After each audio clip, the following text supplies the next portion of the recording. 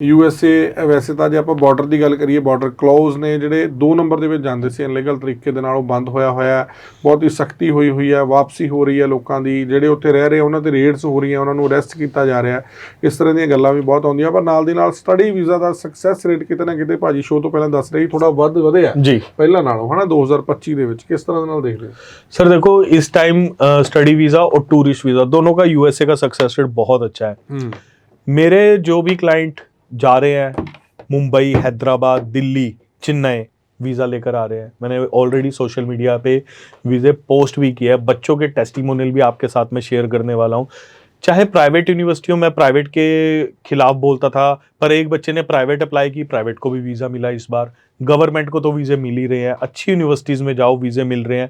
Without आइल्स जाओ चाहे with आइल्स जाओ, चाहे पीटी नहीं की, डुलिंगो नहीं किया, टॉफिल नहीं किया, कुछ नहीं किया, बिल्कुल आप एमओआई बेस पे यूएसए जाना चाह रहे हो यूएसए चले जाओ। विदाउट आइल्स अगर आप सरकारी यूनिवर्सिटी में जाना चाह रहे हो, आप सरकारी यूनिवर्सिटी में भी जा सकते हैं। किस तरह आप सरकारी यूनिवर्सिटी में अप्लाई कर सकते हो विदाउट आइल्स, वो आप मेरे पास आ जाइएगा। काउंसलिंग के दौरान आपको पूरा समझा दिया जाएगा कि विदाउट आइल्स आप कैसे सरकारी यूनिवर्सिटी में अप्लाई कर सकते हो। जहां तक बात रही टूरिस्ट वीज़ा की, USA tourist visa, yes USA tourist visa grant हो रहे हैं, स्पॉन्सरशिप के ऊपर भी हो रहे हैं, होटल बुकिंग के ऊपर भी हो रहे हैं। आपने एज अ टूर घूमने जाना है, फैमिली के साथ जाना है, उनके भी टूरिस्ट वीज़ा इस वक्त ग्रांट हो रहे हैं, क्योंकि उनको इस वक्त वो पर्सन चाहिए जो जेन्युइन पर्सन है, जो इंटरव्यू प्रोसेस से गुजरा है, जिसने अपना DS 160 भरा है, जिसको ये पता है DS 160 क्या चीज़ है, कैसे भरा जाता है, आईडी पासवर्ड कैसे लगाया जाता है, उसको वीज़ा ग्रांट हो रहा है। चेन्नई में रिसेंटली मेरा एक बच्चा इंटरव्यू देने गया था, उसका वीज़ा अप्रूव कर दिया। सिर्फ उसको बैक साइड में ले गए, उससे ये पूछा गया कि ठीक है, आप कह रहे हो कि आपने DS 160 खुद भरा है, तो आप हमें बता दीजिए DS 160 की वेबसाइट कौन सी है, आईडी पासवर्ड कैसे डालते हैं।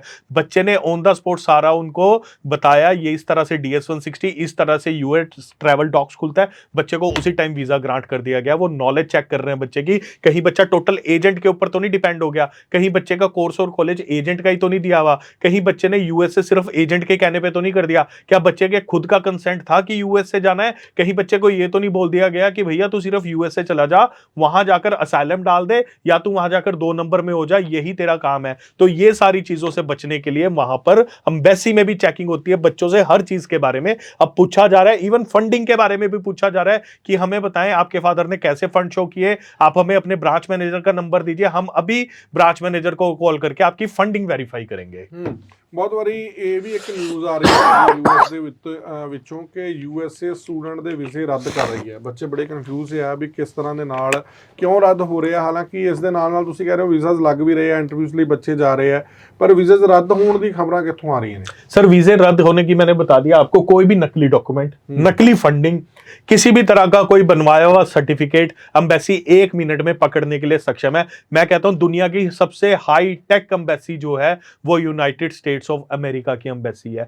कोई ऐसी एम्बेसी जिसके पास इस वक्त ऐसे इक्विपमेंट्स हैं, कोई भी बच्चा कहीं से बनाया हुआ कोई जॉब लेटर, कहीं से बनाया हुआ कोई डिप्लोमा, कोई सर्टिफिकेट लगाएगा, वो साथ ही पकड़ा जाएगा। फंडिंग भी चेक कर लेंगे, नकली फंडिंग लगाइए, साथ ही एडिट करके फंड्स लगा दिए, नहीं बच पाओगे आप यूएसए एम्बेसी से। आपको डिपोर्टेशन का, बैन का या रिफ्यूजल का सामना करना ही पड़ेगा। ਬਿਲਕੁਲ।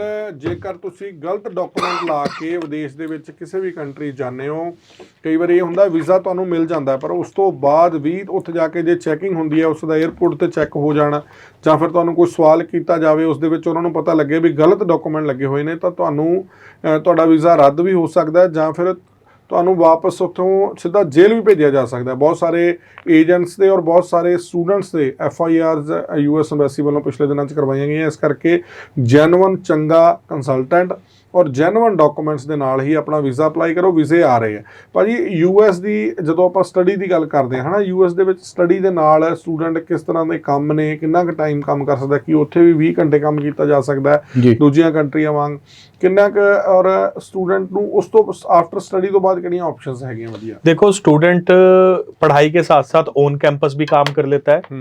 अगर स्टूडेंट ने ऑफ कैंपस काम करना है तो उसको अपनी यूनिवर्सिटी में एक लेटर देना पड़ेगा रिटर्न में, वो ऑफ कैंपस भी काम कर लेगा। 20 घंटे काम कर सकता है स्टूडेंट। पढ़ाई के बाद बच्चा OPT CPT optional practical training, curriculum practical training, जो कि टोटल 3 साल की होती है, वो ले सकता है, जिसे आसान शब्दों में वर्क परमिट बोलते हैं।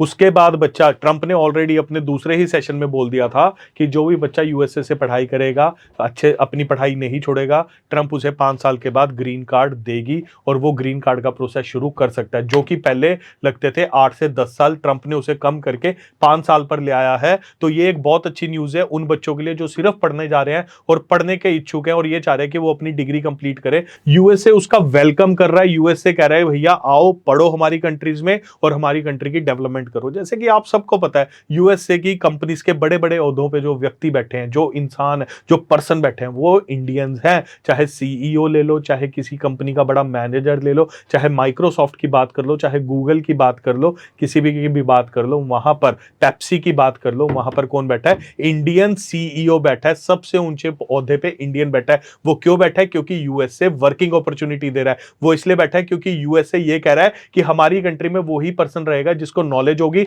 जो अच्छे से पढ़ा होगा। 2 नंबर के अगेंस्ट है यूएसए। मैं ऑन रिकॉर्ड बोलूंगा, जिसने भी 2 नंबर में होना है वो कभी यूएसए मत अप्लाई करना, क्योंकि वो सारा दोष अपने एजेंट पर लगाएगा बाद में कि एजेंट ने उसे गाइड नहीं किया।